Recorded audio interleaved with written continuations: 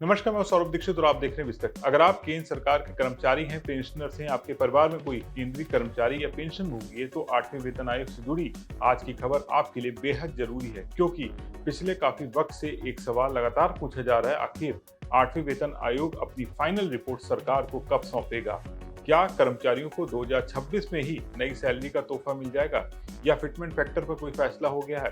और क्या सरकार ने रिपोर्ट लागू करने की तारीख तय कर दी है? इन तमाम सवालों का जवाब सरकार ने संसद में दिया है। पूरा मामला इस वीडियो में हम आपको बताने जा रहे हैं।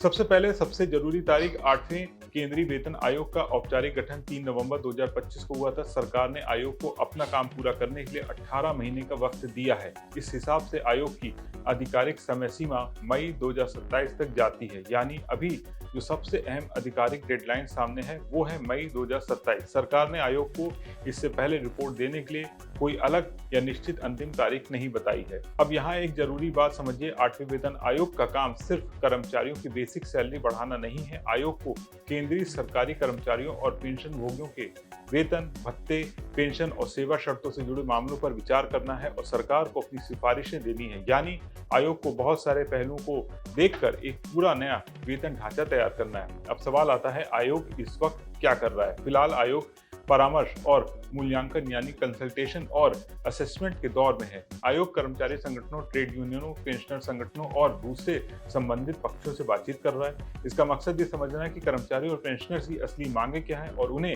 नए वेतन ढांचे में किस तरह से शामिल किया जा सकता है। यानी आयोग अभी सभी लोगों से उनकी राय और मांगे समझ रहा है। अब आते हैं उस सवाल पर जिसकी सबसे ज्यादा चर्चा है, फिटमेंट फैक्टर। कर्मचारियों के बीच फिटमेंट फैक्टर को लेकर काफी उम्मीदें हैं। इसी के आधार पर न्यूनतम बेसिक सैलरी में बड़े बदलाव पर चर्चा हो रही है, लेकिन अभी तक आयोग ने फिटमेंट फैक्टर पर कोई अंतिम फैसला नहीं किया है।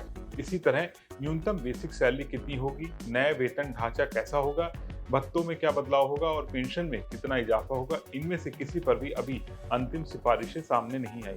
यानी सोशल मीडिया या अलग अलग रिपोर्ट में जो आंकड़े आपको दिखाई दे रहे हैं, उन्हें फिलहाल अंतिम सरकारी फैसला नहीं माना जा सकता है। अब सरकार ने संसद में क्या कहा, इसे भी समझ लेते हैं। वित्त मंत्रालय ने लोकसभा में दिए जवाब में स्पष्ट किया है कि 8वां वेतन आयोग अपने गठन की तारीख से 18 महीने के भीतर अपनी सिफारिशें देगा। सरकार ने यह भी साफ किया है कि आयोग ने अभी तक अपनी सिफारिशें पेश नहीं की हैं।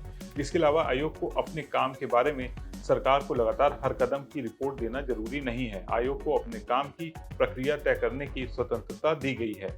अब पूरी कहानी को एक लाइन में समझ लेते हैं। 3 नवंबर 2025 को आयोग का गठन हुआ, उसे 18 महीने का वक्त मिला और मई 2027 तक उसे अपनी सिफारिशें सरकार को देनी है। फिलहाल आयोग कर्मचारियों, यूनियनों और पेंशनर्स से बातचीत कर रहा है। फिटमेंट फैक्टर पर अंतिम फैसला नहीं हुआ है, न्यूनतम बेसिक सैलरी पर अंतिम फैसला नहीं हुआ है, भत्तों और पेंशन में बदलाव पर भी अंतिम फैसला नहीं हुआ है और सबसे महत्वपूर्ण, नई सिफारिशें किस तारीख से लागू होंगी, इसकी तारीख भी सरकार ने अभी तय नहीं की है। तो केंद्रीय कर्मचारियों और पेंशनर्स के लिए फिलहाल सबसे जरूरी बात यही है कि उम्मीद रखिए, लेकिन किसी भी वायरल आंकड़े को अंतिम फैसला मत मानिए। यानी 8वां वेतन आयोग की कहानी अभी खत्म नहीं हुई है, असल फैसला आने में अभी वक्त है। आपकी नज़र में 8वें वेतन आयोग में फिटमेंट फैक्टर कितना होना चाहिए? कमेंट करके लिखना ना भूलें और बिजनेस जगत की तमाम बड़ी खबरों को देखने के लिए बने रहें विस्तृत के साथ।